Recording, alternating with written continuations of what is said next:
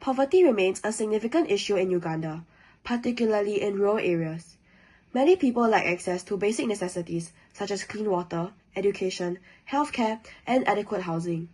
Uganda's healthcare system faces challenges, including inadequate infrastructure, a shortage of medical personnel, and limited access to essential healthcare services.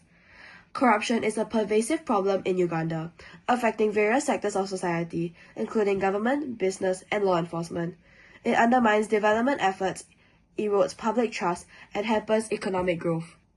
For example, insufficient infrastructure limits access to clean water and sanitation facilities. Many communities rely on unimproved water sources such as rivers, ponds, or unprotected wells, increasing the risk of waterborne diseases. Inadequate funding and limited resources are another challenge hindering progress towards attaining clean water and sanitation as it constrains efforts to expand water and sanitation infrastructure, implement hygiene promotion programs, and sustainable service delivery. Budgetary constraints hinder the government's ability to invest in long-term solutions and maintenance of existing facilities. As many Ugandan business, especially small and medium-sized enterprises, face high interest rates on loans, it makes borrowing more expensive for them, and thus they are discouraged from investment and expansion, limiting the growth potential of local businesses. Weak financial literacy. Limited knowledge of financial products and services hampers many Ugandans' ability to access and effectively use capital. And due to the undeveloped capital markets, the capital markets in Uganda are still in their infancy, and there is limited access to funding from stock exchanges, venture capital, and private equity. Inadequate infrastructure. Poor transport infrastructure. Uganda's road networks is underdeveloped, which limit access to markets and youth resources. Inadequate roads also raise transportation costs, which makes goods more expensive to move within the country and for export. The limited access to reliable electricity causes the power outages and high electricity costs to be very common.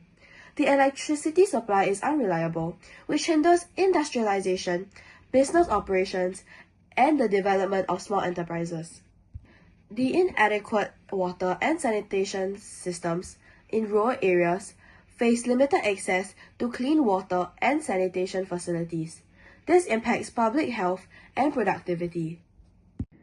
The COVID-19 pandemic and associated restrictions has huge impacts on the education and health sectors in Uganda. Schools were closed for 7 months and access to online learning was limited, exacerbating pre-existing inequalities among students. The population of Uganda is currently estimated at 46 million and is most likely going to rise around 104 million by 2060. Close to 70% of that population will be of working age. This presents both an enormous opportunity and a challenge, since the soon-to-be working age population needs to have the skills and health necessary to be fully productive and access better job opportunities. However, the current status quo in terms of quality and access to education and health services is limiting the human capital accumulation of young Ugandans, constraining their income-generating ability and curbing their future productivity. The challenges faced by poor access to education is limited infrastructure. Many schools, particularly in rural areas, are poorly equipped, lacking in essential resources such as classrooms, desks, textbook, and learning materials. This makes it difficult to receive quality education. Second, teacher shortages and low quality of education. Uganda suffers from a shortage of qualified teachers, which compromises the quality of education. Many teachers are inadequately trained, underpaid, and overworked, leading to poor teaching standards. Inadequate funding. The education sector is underfunded, and despite some progress, the government often struggles to meet the growing demand for education. This affects the construction of new schools, the maintenance of existing schools, and the ability to pay teacher salaries. Gender disparities. Although gender equality in education has improved, there is still a significant gender gap in rural areas. Girls, especially in remote regions, face barriers to attending school due to cultural norms, early marriages, and a lack of sanitary facilities. School dropouts. Financial constraints prevent many families from affording school fees, uniform, or transportation, leading to high dropout rates. In addition, child labor, early marriage, and teen pregnancy disproportionately affects girls' education, further exacerbating the problem. Limited access to higher education. Access to tertiary education is limited, with only a small percentage of students transitioning to universities or vocational training programs. The high cost of tertiary education also makes it out of reach for many Ugandans. Many rural areas lack access to healthcare facilities, such as clinics, hospitals, and health centers.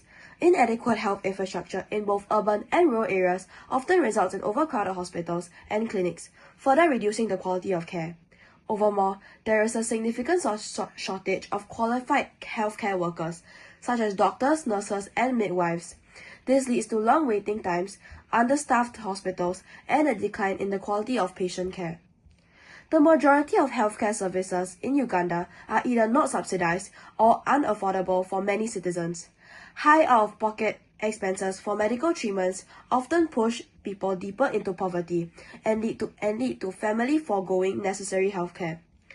Many healthcare facilities face shortages of essential medicine, vaccines, and medical equipment. This leads to substandard care and, in some cases, preventable deaths. The poor sanitation and hygiene are widespread, particularly in rural and informal settlements. This increases the burden of preventable diseases such as malaria, cholera, and dysentery.